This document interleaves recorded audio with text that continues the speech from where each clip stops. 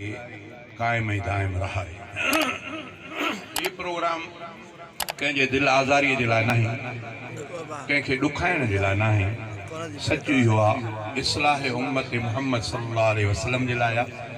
पर इन जे लाइ शर्त इहो हूंदो आहे त थोरो माण्हू तवजो सां ॿुधे। ॿुधण खां पोइ हर कंहिंजी मर्ज़ी आहे, कंहिं ते ॾाढो नाहे ज़ोर नाहे, हर कंहिंजी मर्ज़ी आहे। छो त कॾहिं असांजे पने अकल में खोड़ खोड़ वाणिया गैर मुस्लिम रहनि था, पर कंहिं ते ॾंडो खणी कंहिं चयो त न आहे त तूं मुस्लमान थी। हर कंहिंजी मर्ज़ी आहे। वाह में दरिया में अबा मच्छूं बि हूंदियूं आहिनि, ॾेॾरियूं बि हूंदियूं आहिनि, कछूं बि हूंदा आहिनि, अबा कुमियूं बि हूंदियूं आहिनि। पोइ केरु ईअं न चवे त हीअ छो आई आहे पाणीअ में, कुमी छो आई आहे, ॾेॾरी छो आई आहे। मच्छी बि हर को पंहिंजी जाइ ते, पर ॿुधणु इहो ज़रूरी आहे। तंहिंजे करे असां देवबंदी फ़िरके वारा आलिम दीन या अवाम कोशिशि इहा कंदा आहियूं, दोस्तनि सभिनी खे चवंदा आहियूं त ॿुधो, भले तव्हां ज़ाकिरनि खे बि ॿुधो, भले बरेलवी हज़रात खे बि ॿुधो, अहल हदीस खे बि ॿुधो, पर पोइ असांखे बि ॿुधो। पोइ अल्लाह ताला जेकी तव्हांखे सम्झ ॾिनी आहे पोइ उनखे बि थोरो इस्तेमालु कजो।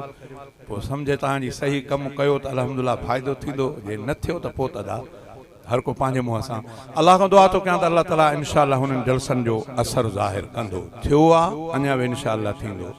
शुरूआत कयां थो मां अल्लाह बाजारे जे हमद सां, पंहिंजी आज़ी नेज़ी जंहिंखे चवंदा आहिनि। पंहिंजो एहसान कर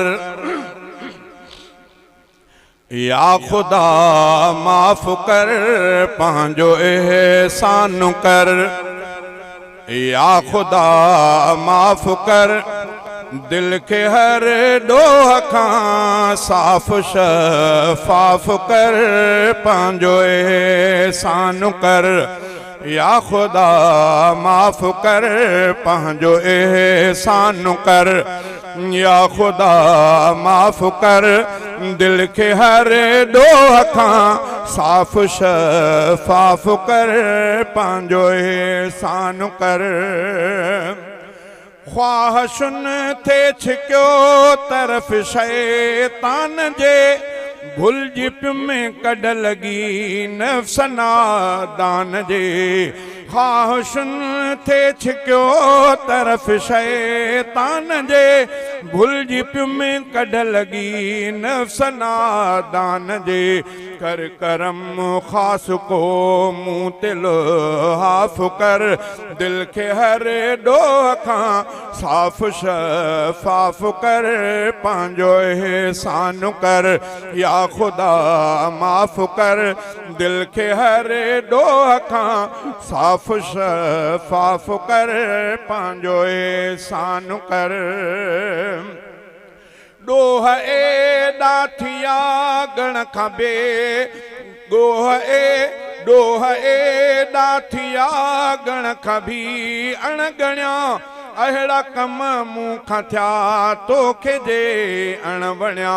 मेट हर हिकु ख़ता मन सफ़ा साफ़ कर, मेट हर हिकु ख़ता मन सफ़ा साफ़ कर, दिल खे हर डोह खां साफ़ शफ़ाफ़ कर, पंहिंजो एहसान कर या खुदा माफ़ कर, दिल खे हर डोह खां साफ़ शफ़ाफ़ कर, पंहिंजो एहसान कर।